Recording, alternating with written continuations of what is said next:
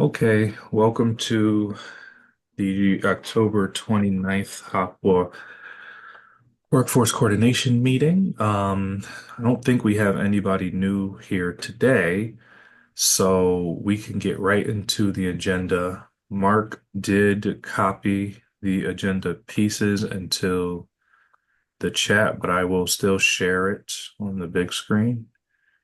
Let's see here. Folks who are looking through my lens, is that big enough? Did you want me to make it larger? That's It big may enough for be, me. Okay, cool. Let's make it a little bigger. Okay, all right, so let's get right into it. First on the agenda is the first stop in Pastor Andre's tour for the psychosocial groups, which is going to take place this Thursday, October 31st, at the Connections Wellness Center. I believe it is at 11:30 a.m. Andre, do you have everything that you need? Did you need us to print anything for you?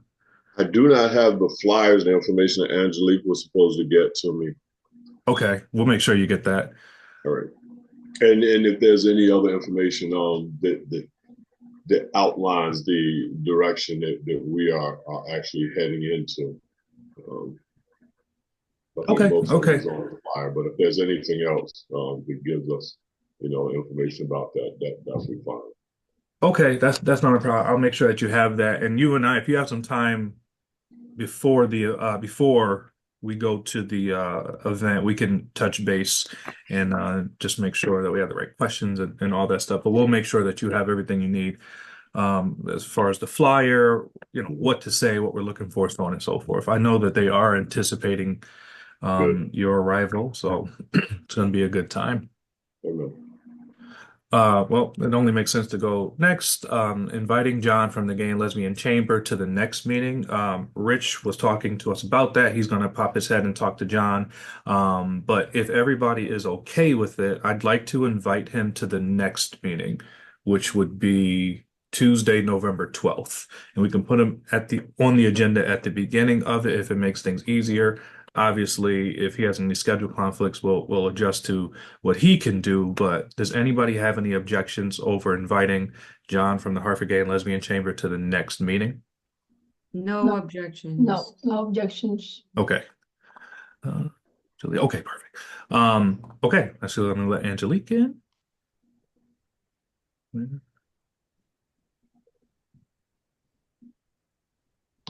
Oh, perfect.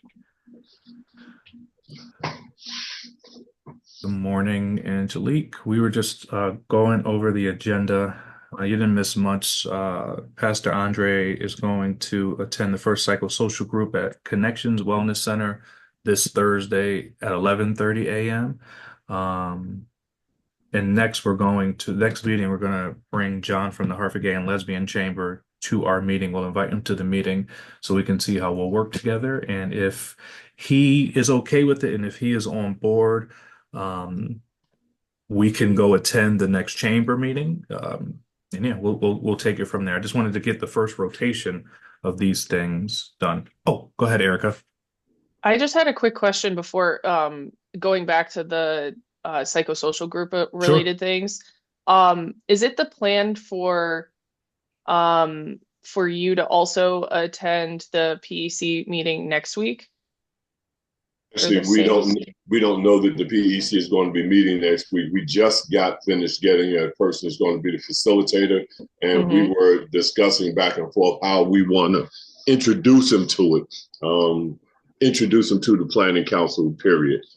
So there was a discussion about whether or not we should actually have the PE stuff next week or some other time. And uh, my discussion with them basically said, well, we think that this HOPWA thing is extremely important. So we don't want to allow PEC, because those are persons living with HIV that are actively involved, in Mm-hmm. advocacy. So we want to make sure that they have something to say about the things that we're putting together. So we're working on that, though. We haven't come up with a specific as it relates to that at this point, but we are definitely working towards that. Okay, thank you. Okay, so I will reach out to Rich and John and set that up. He is anticipating our email, so it'll be a quick exchange. Just need to tell him what date. Um, okay, so if they're speaking of the psychosocial groups, we still haven't heard back from Cairo. We sent a couple of emails and called. Um, that is the only group that we kind of lost touch with. So if anybody has any other contacts that we can get in touch with them for, I'm happy to reach out. But Angelique, are you able to help us with making that Yes. connection? Because we have tried a few times, and I know initially we got a response, but it's been a yeah, little while. Yeah.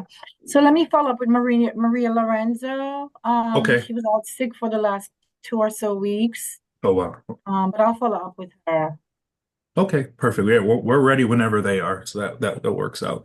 Um, I can check. President Empowerment Committee. I can check with a Consuelo here to see when our we usually do 2 groups a month. One in Spanish, one in English. okay. So I'll let you know. The holidays are coming up, so we usually do special things with our women's group for for Thanksgiving and then Mhm. World AIDS Day. So I'll check with her to see Yeah, where we can fit in. Might not be until till January though, but we do have a pretty robust group here, psychosocial support group. perfect. We appreciate it all. And I know it gets kind of difficult around this time. For the rest of the year, it's something going on every week, so we could appreciate that, and we'll adjust to folks' schedules to accommodate them. Um, okay, next is an outreach and referral update from Tamara. You have the floor. Do you need to share your screen for anything? No, I Okay. don't. It's just my computer has been kind of acting up, so I Yeah, can't, yeah, no, you're good. my camera isn't working. But good morning, everyone. Good morning. So far I have 6 referrals. Oh, A couple great job. from ACT and C CHR, I believe. I'm working on reaching out to our job seekers. I have navigated 4 of our job seekers. One was able to show up to a job fair Jill had, so that has been great. People seem very interested to work and to get out into the workforce. So anything I can Good. do to help them, it's been a lovely process. I wish I can turn on my camera to show y'all how excited I am, but my We camera believe isn't you. working. My apologies. That's But okay. it's been fun, navigating it with Jill, and Jill has been a rock star, and I really, really appreciate all her support with this. Do I have the paper? Yes. So Brendan is going to be sharing that after the meeting. So I have 6, and I think, yeah, I was told that Abby was going to send me my 7th one. Oh, very Crystal, you cool. had a question? I do. I have clients that are working and I don't know how to word it. There's a lot of issues that we're trying to attend with, like with mental health. It's been a long-standing battle to try to get them engaged or stay engaged. Mm-hmm. My question is there something here that we can refer for? And I think I sent you and Erica an email about this.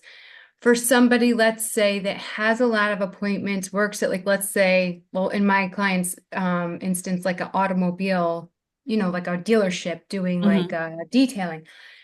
Is there somebody that we can refer them to that can help with how they navigate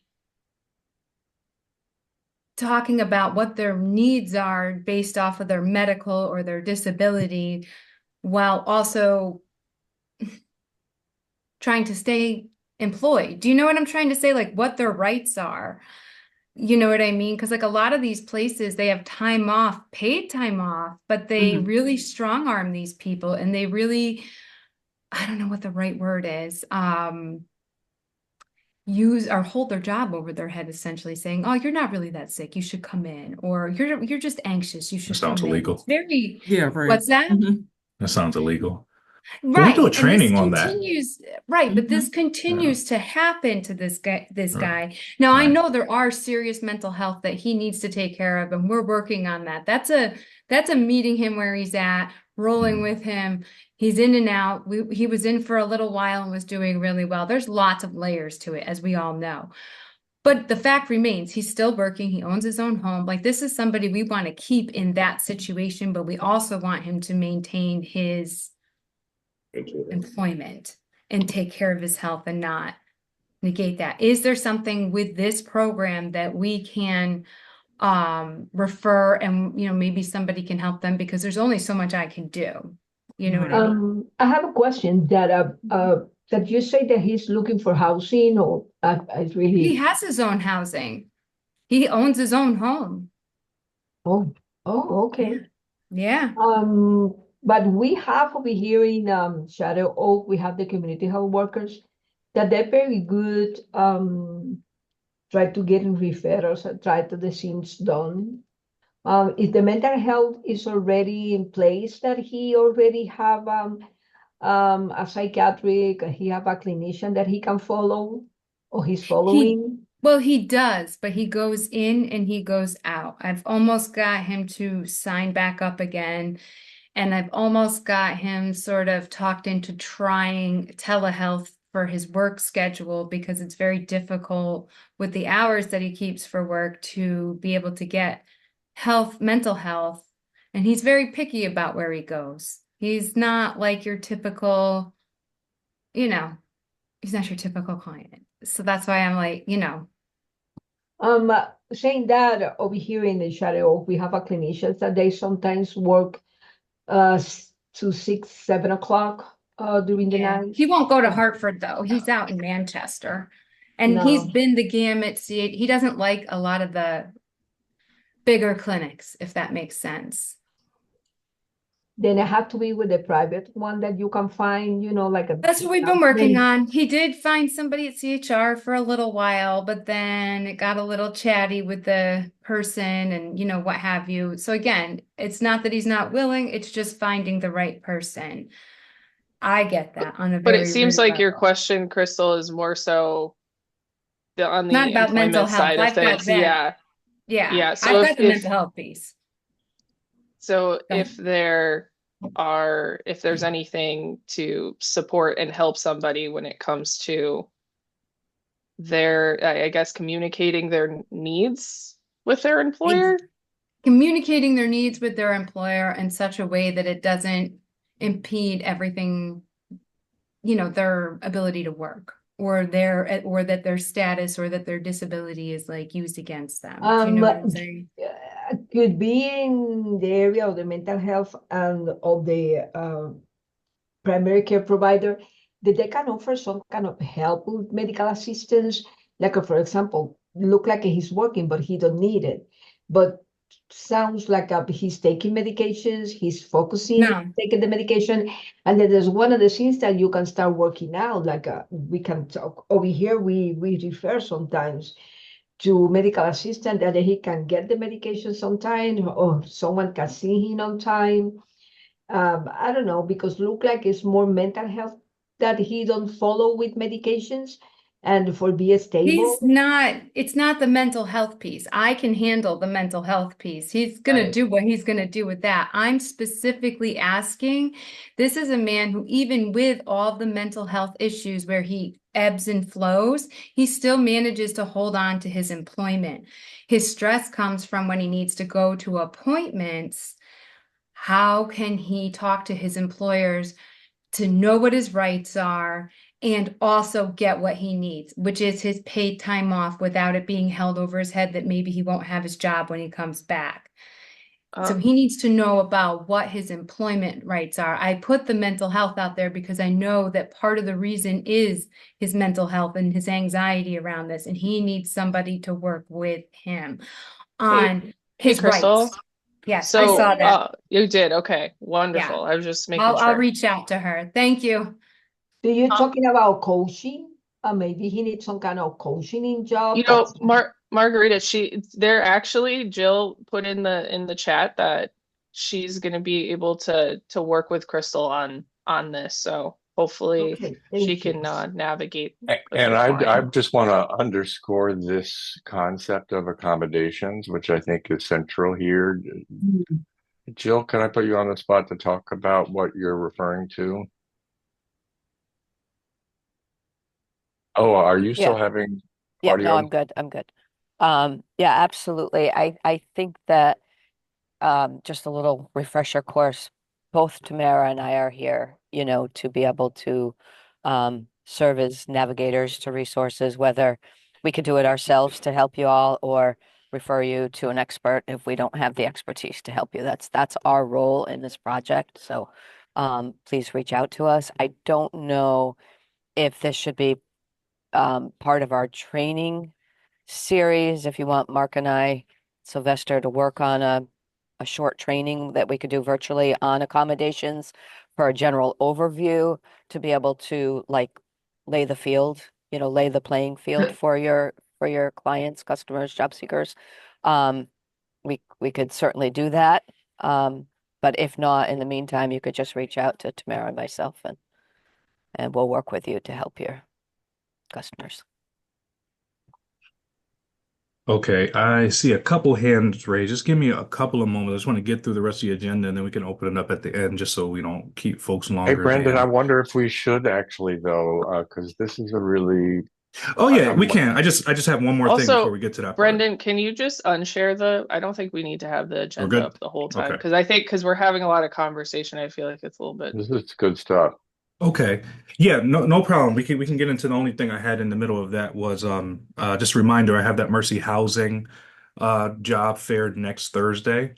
So if anybody has any documentation you want me to put on the table in regards to this program, by then Pastor Andre, we would already have some feedback on the flyer. So if we're able to get an updated one and have it cleared for next Thursday's event, I think that will be ideal. And that was actually pretty much it. Unless anybody has any ideas about things we should bring to the fair, that's what I'll be looking for. Oh, I'm happy Angela, to go ahead. work. I'm happy to work electronically, helping Sounds good. review any documents if help if needed. That works. I appreciate it. I'm sorry. I'm wondering, going back to Crystal's question and Jill's ability to feel some of what Crystal's client is going through. I'm wondering if we could create like a small little, not a small little, small card or a 1, 2, 3 step. If this happened, this is who you need to call for case managers, just so people will know what the next step to be for clients who might be in similar situations.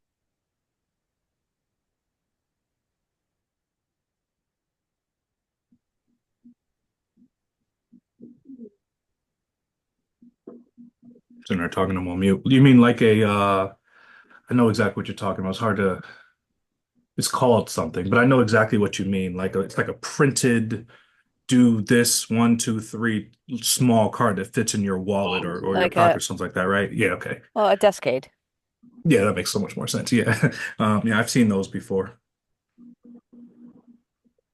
Yeah, so I was wondering how our positions, our peer-to-peer positions are, because a lot of times there are people who are on disabilities, but that's not necessarily the case all the time.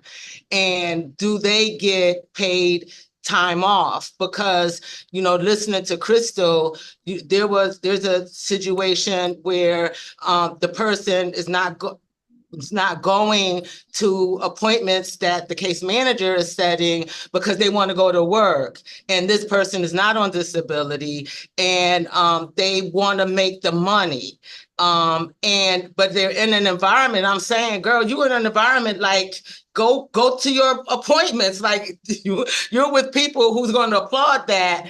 And it was just because she wanted the hours. So, but I did tell her that as a peer, it's her responsibility to be a mentor to I'm a peer. I take my responsibility as a peer as to show what taking care of yourself and health really does for you, what working does for you, what keeping a mental state of mind does for the individual in front of me living with HIV, because everyone doesn't do that. So, it just took a lot though. But she finally kind of went to the appointment. But it's like tooth and nail because part of it is her commitment to the job too.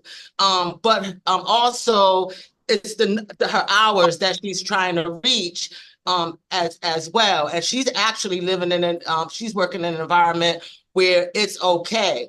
But if she had paid leave, maybe that wouldn't be an issue. So I bring that up because I know that through Ryan White funding, there are peer positions. And I think we need to look at those positions and make sure there is paid leave set up in those positions, because they're valued staff. And if any other staff gets sick time off for appointments and stuff like that, it somehow should be incorporated into these positions. So, and I'm just talking about one case, and I know there's different programs that have the peer positions, but overall, and it's something, Rev, we might need to look into as far as the directives for next year is concerned, that if you have those positions, at least that are funded through the committees we kind of sit on, the Ryan White Part A, that there be paid time off for sick, for appointments or whatever, for the peer positions, even if it's part-time. Because if you're per diem at the hospitals, you still accumulate time off. So paid time off. They're not just part-time, but they're part-time contractors. They're not Right. part-time employees. So contractors generally don't have the same benefits. And so we need to look at that, because it's putting them in a position to not take care of their health.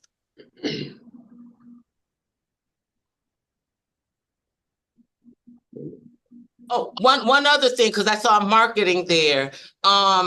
So, we talked about last week, those other services, like you don't necessarily have to be unemployed to be a job seeker. You could be wanting to change jobs and all of that. And so when I thought of that, people who might miss this information are people who are receiving KDAP. And KDAP has a large community of people who actually work. So for the marketing piece, I'm wondering, how do we get KDAP to the table? I know that letters go out when it's time to update, their information to keep their KDAP in place. So when those letters go out, can we put a flyer in about, if you're looking to change jobs or whatever, so that it incorporates, or your job seeking, or unemployed now, but that the marketing, as we talked about last week, really should encompass everybody, that go out with their time to update their files. So that way, people who don't receive Ryan White services, who don't receive HOPWA services, but live with HIV, can get these services. So that's the other thing that I really think should be on the list of our goal to complete and have put in place.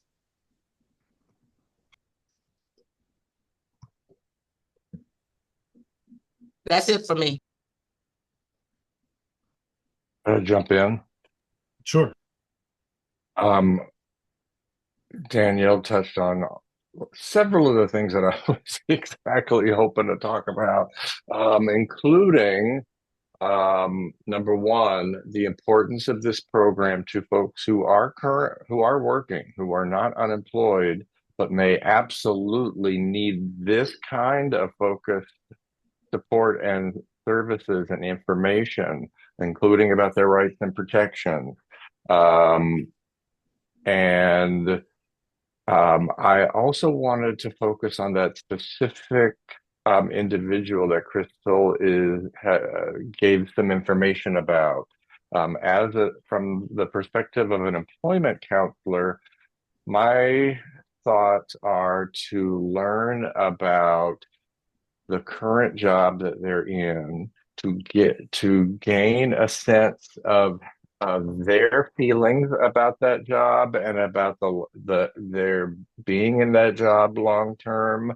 If that employer has, in addition to the problems that we're hearing, major strengths and values that would make it one to really work on focusing to preserve for them and support them in preserving, or if they really need to be encouraged to believe it's okay to think about leaving that job and preparing a transition into something else. It may be that the services they need from this system more are help getting a job that's a better match for what they need and what will work for them and where they're at. If that's actually because people get trapped in toxic jobs. And among the most vital contributions to individuals' health and well-being, ability to be well as people living with HIV may be help in transitioning from an employment situation that actually isn't a good one. All employment should not be seen as a good outcome.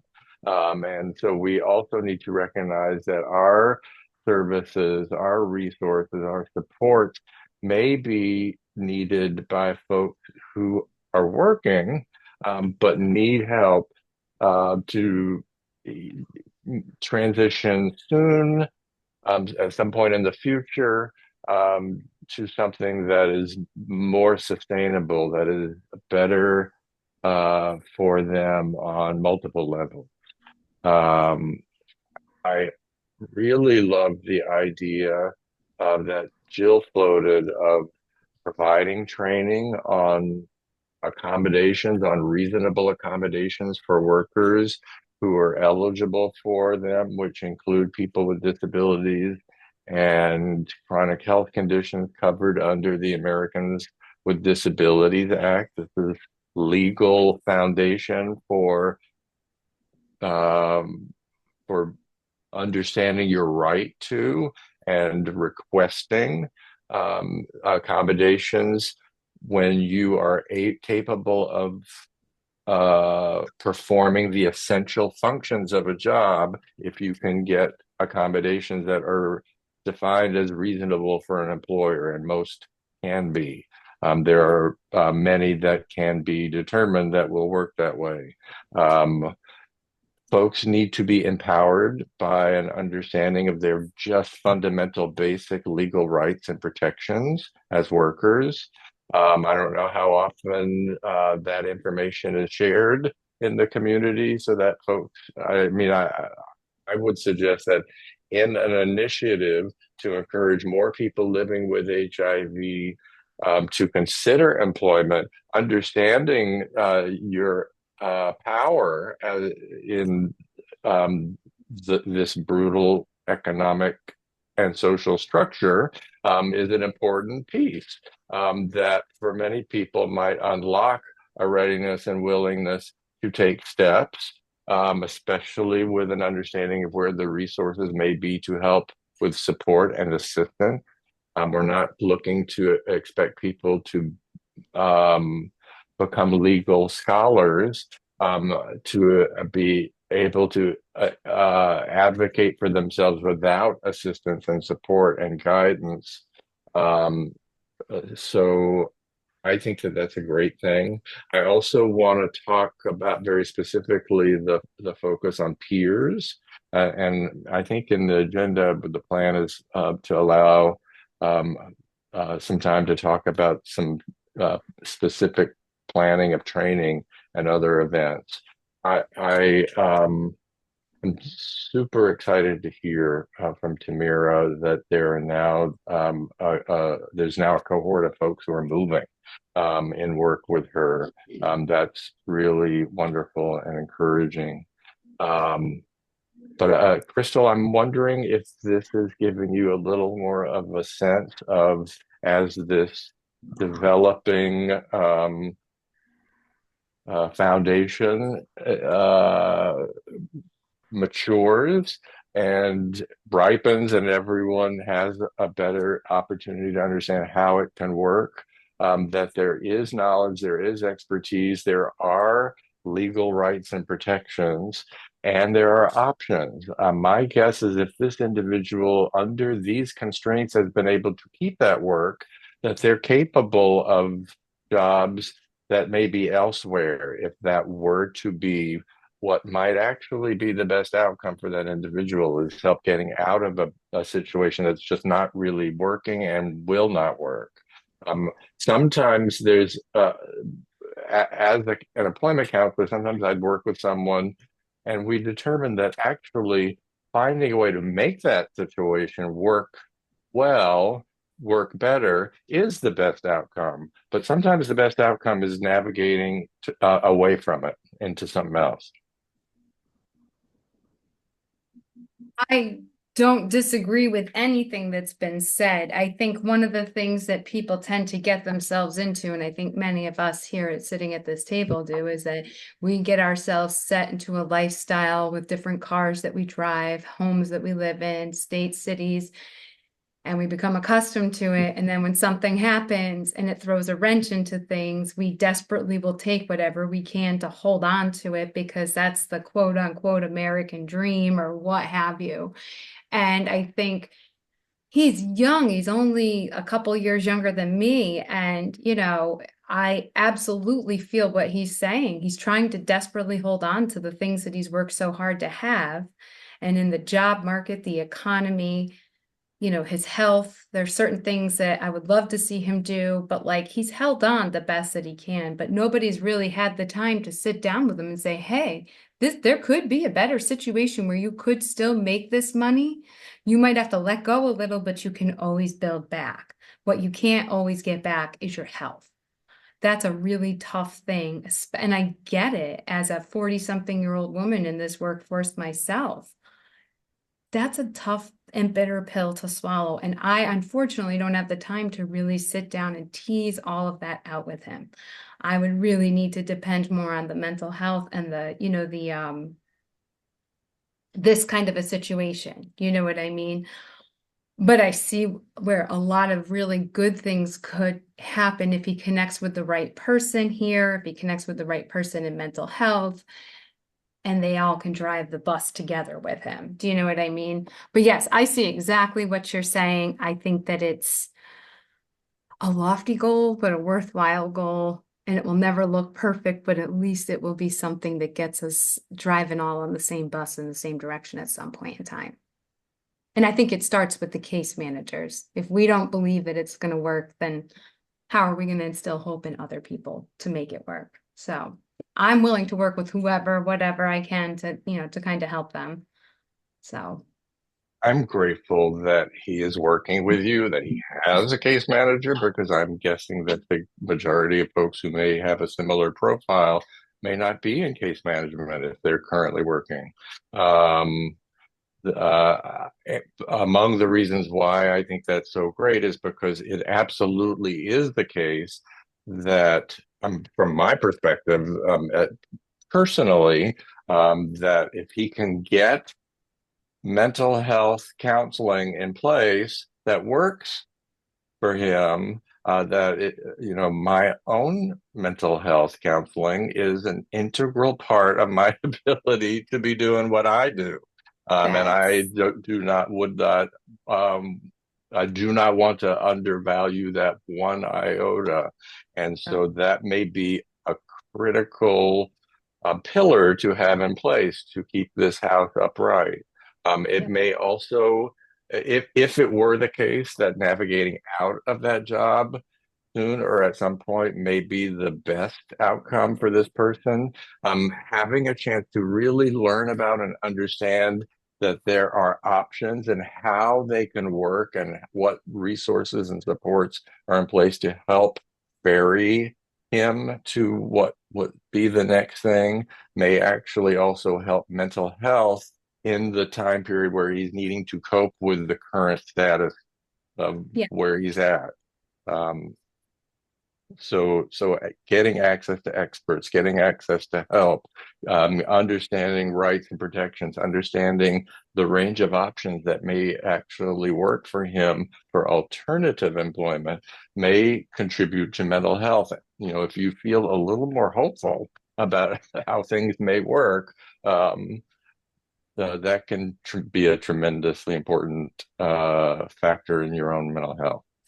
I agree 100%. There's so Saying many that as pieces. someone facing this election that we're facing right now. Yes. I agree 100%.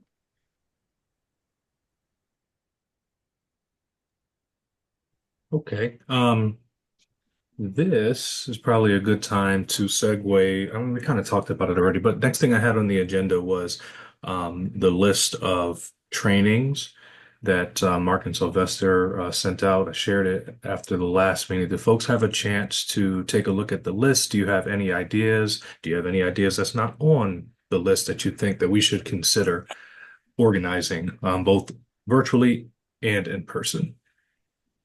Brendan, I was going to present a proposal, Cool. which is there are two trainings that I would recommend presenting virtually for service providers as a focus of two meetings, with a first one hopefully happening in December. Um, uh, I feel like it may be hard to do it any sooner than that. Um, and I'm even in this meeting volleying back and forth in my mind about which may be best to do next. I was going to recommend a training that is called Discussing Employment Questions and Needs in HIV Supportive Services. That kind of aligns with what we're talking about with Crystal. I think that would be a great one to do, with including introduction to Tamara and an overview of this project.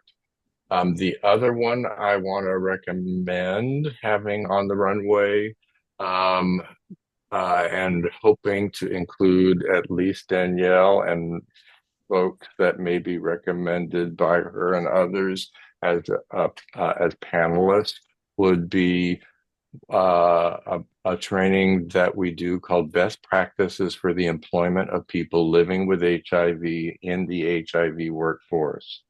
And so that would be a combination of a set of recommendations that Sylvester and I have been over, I guess, a significant period of time now, been honing, um, uh, and crystallizing, and then having those recommendations be part of what is discussed by a panel of people living with HIV working in the HIV workforce. Second part of my proposal, besides those virtual trainings, is for at least myself and hopefully also Sylvester to come to Hartford in January, and be there for a couple of days of meetings, including one meeting with Tamara and Jill, and at least 3 meetings, if it were somehow possible, to line up 3 meetings with groups of people living with HIV in locations where it's us coming to them, rather than the model that we tried earlier this year, where we had a centralized location where we asked people to come to us. And we saw that we didn't get a lot of folks. And I heard in our last meeting, I think Danielle really articulated the potential value of planning meetings going to where groups of people living with HIV would be easier to connect with. So those are my thoughts for consideration and discussion.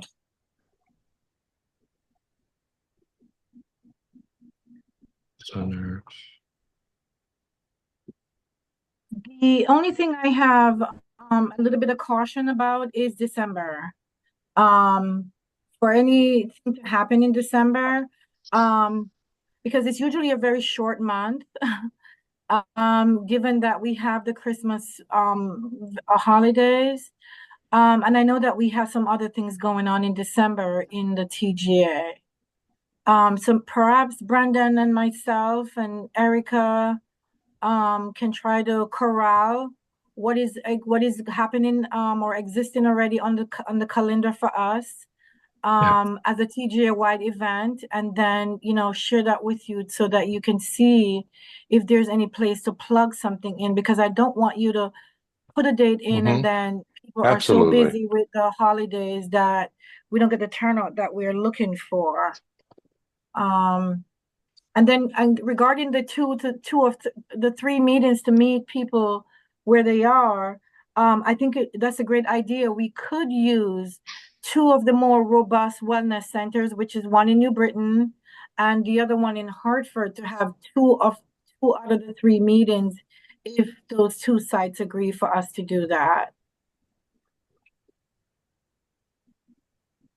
And Danielle, you have your Phenomenal Women's Group.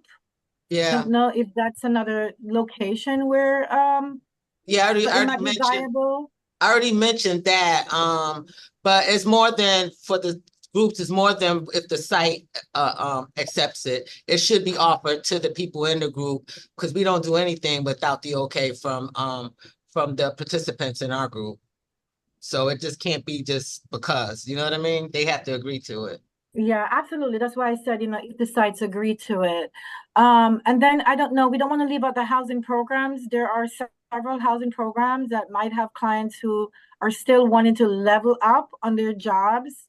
That we could probably figure out. Abby, you're at the table. Megan, you're here. And who else is from the housing world here?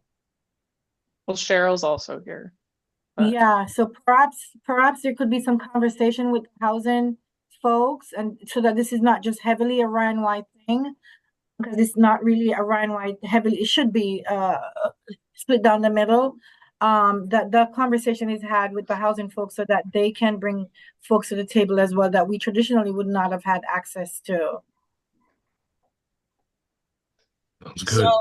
So another way to really hit the people outside of the box, which are people who don't receive these services, would be through the medical providers, even if it's the HIV, because most places like our clinic we have like a HIV coordinating nurse that's like pretty much designated to people who are patients who are receiving services at the clinics and the hospitals, and they can also give out at least the brochures, because they're dealing with everybody. I'm thinking about like UConn. UConn service a whole bunch of folk who do not receive these services who live with HIV. They see thousands of folk, only a certain percentage, a small percentage compared to the rest of the population they serve for patients, actually receive Ryan White services.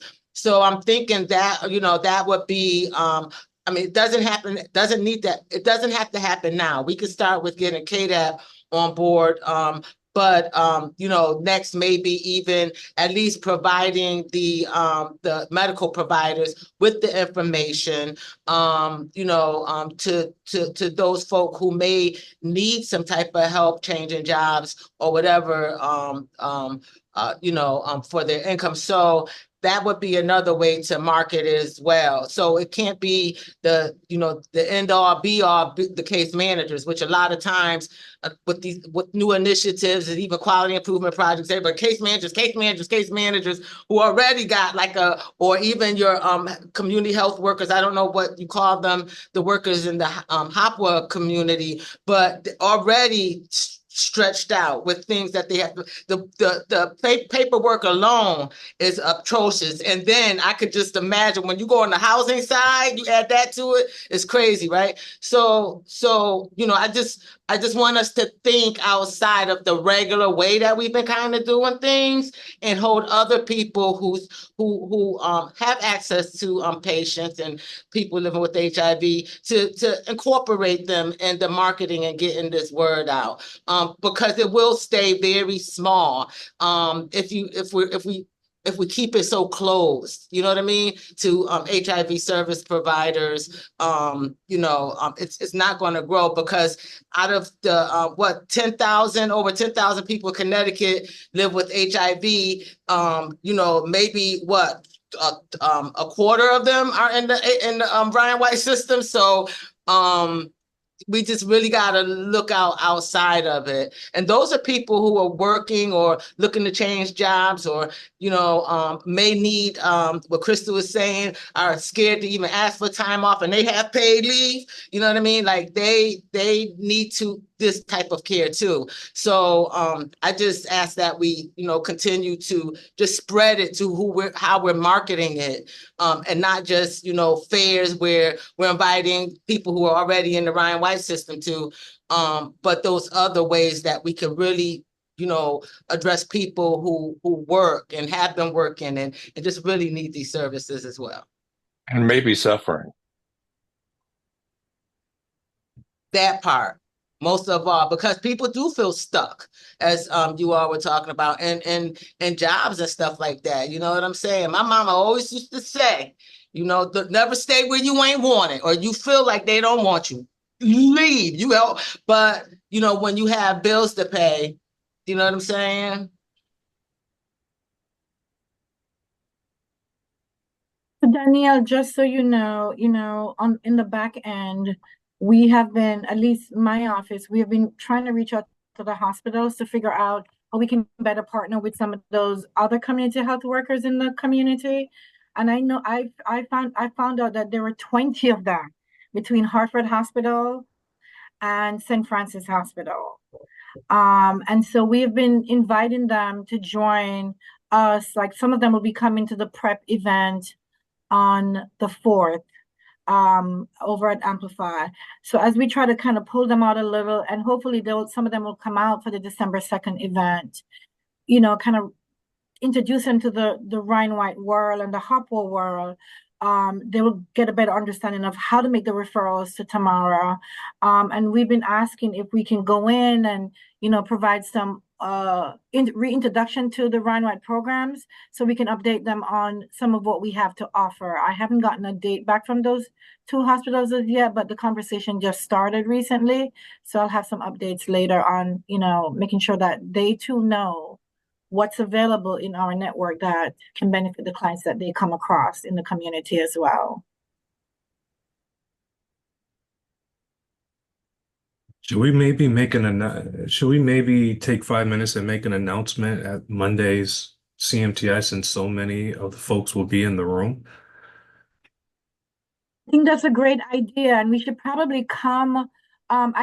We should probably capture people's email addresses who are new to our process. I know UConn has a new person who's going to be coming to that session as well. So we probably should have the referral packet available too for people to kind of walk out of there with the packet in hand, and then an opportunity to know where to make the referral via email follow up. It works.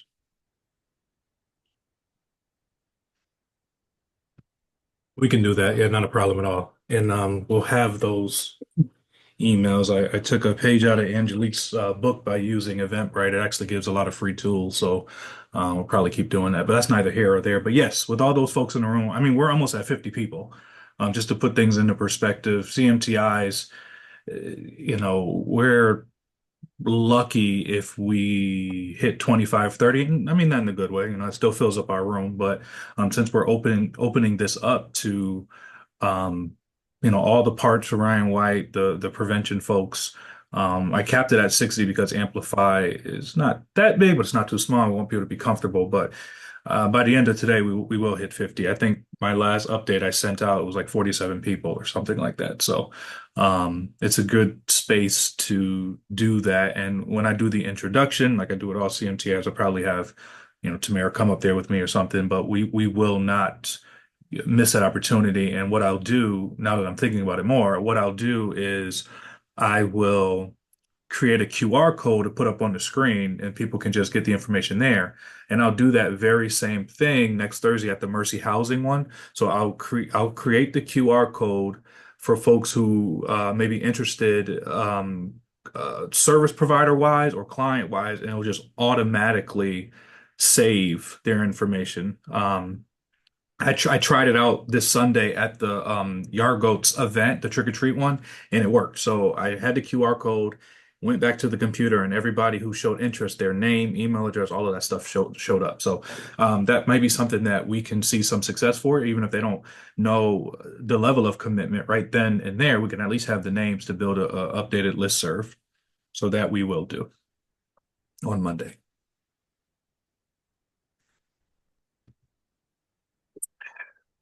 Okay, about 5 minutes left. Does anybody have anything we want to discuss?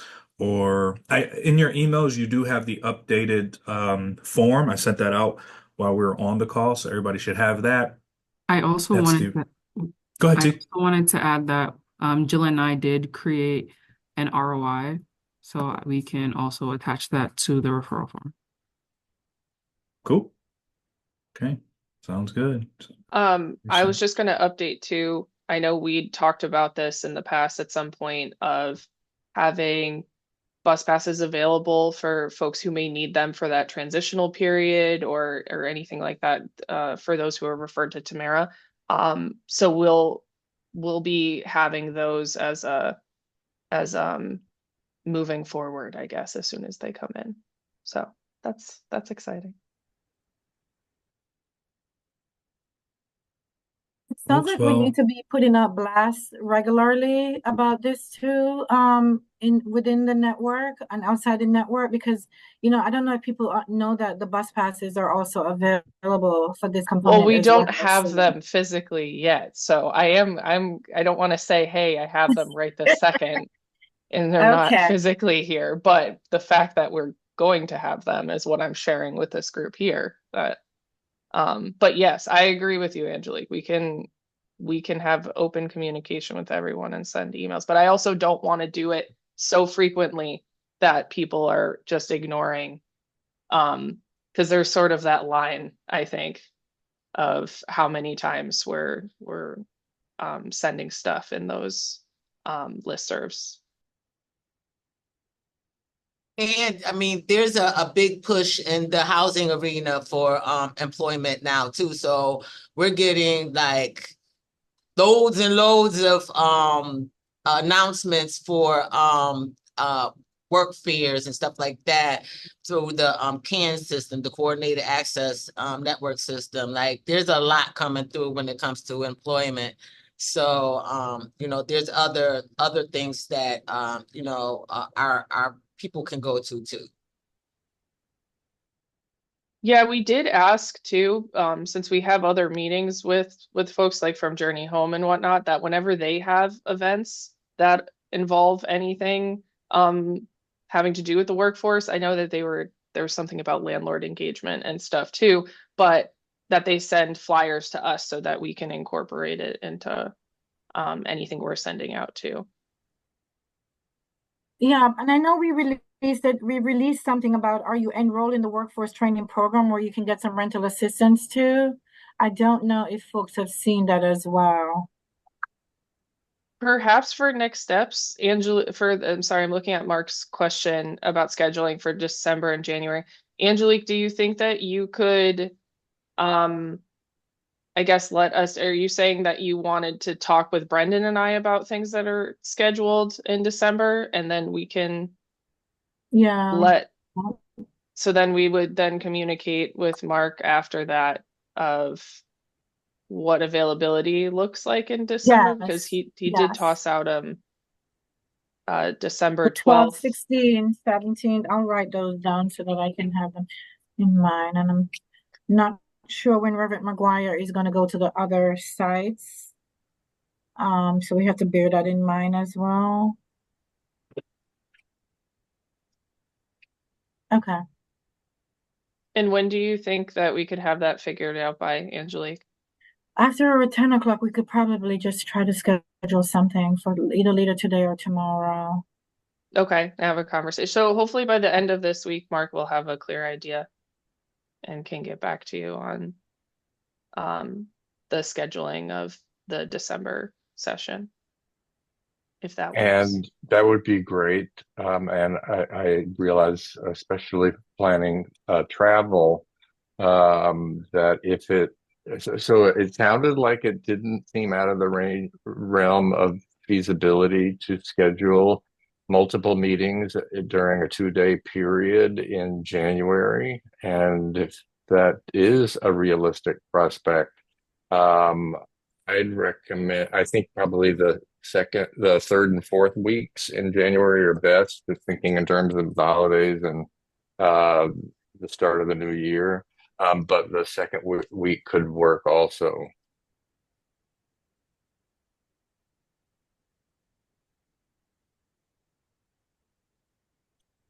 Okay. I think Yeah, we'll Erica and take I a have look. to jump off for another training.